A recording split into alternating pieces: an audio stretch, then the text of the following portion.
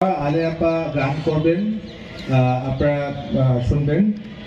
তো দেখেন, মাজার হচ্ছে বেসিক্যালি আমরা আমাদের একটা পত্রিকা আছে চিন্তা, এটার মাজার নিয়ে একটা সঙ্গে করছি, মাজার এবং গণপরিষদ, এটা পিছনে পাবেন, আমাদের ইয়ে আছে।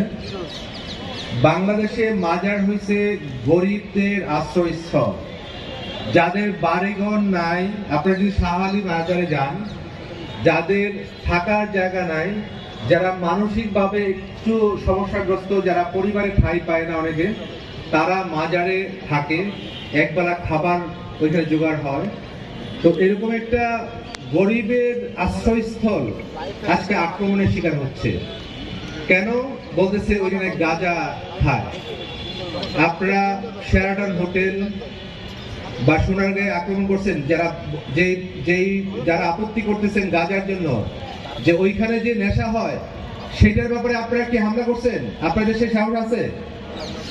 আর মাজার কোনো গাঁজার আশ্রয় না, মাজার হইছে গরিব মানুষের রুহানি যে চর্চা, বা বাংলাদেশের মানুষের, মুসলমানের যে রুহানি জার্নি, সেইটার পবিত্র স্থান।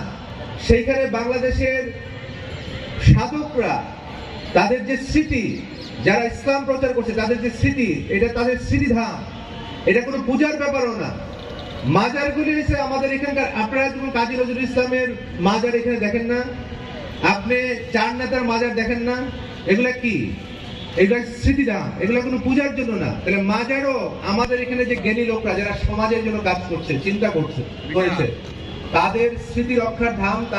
তাদেরকে স্মরণে ভক্তরা বছরে একবার উরুস করে, প্রতি বৃহস্পতিতে জমায়েত হয়। ওরা তাদের রুহানি খোরাকের অংশ আকারে তারা গান করে ওলিয়া উলিয়ার শানে, আল্লাহ রাসূলের শানে। তো এইরকম একটা রুহানি জায়গায় আক্রমণ মানে মানুষের মনে আক্রমণ। বাংলাদেশের হাজার হাজার গরিব সাধারণ মানুষ যারা এই মাজারের সাথে যুক্ত, তাদের রুহে আপনারা আক্রমণ করতেছেন, তাদের খোরাকে আক্রমণ করতেছেন, তাদের আশ্রয়স্থলে আক্রমণ করতেছেন।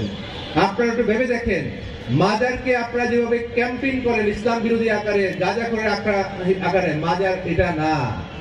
মাজার, বাংলাদেশে গাঁজার ব্যবসা করে কারা? যারা ক্ষমতাবান এবং এই প্রশাসনের সাথে যে যুক্ত, যারা মন্ত্রী মিনিস্টার, আপনারা দেখছেন গত 15 বছর সমস্ত এই গাঁজা এবং নেশার ব্যবসার সাথে আমাদের রাজনৈতিক নেতা এবং প্রশাসন যুক্ত ছিল।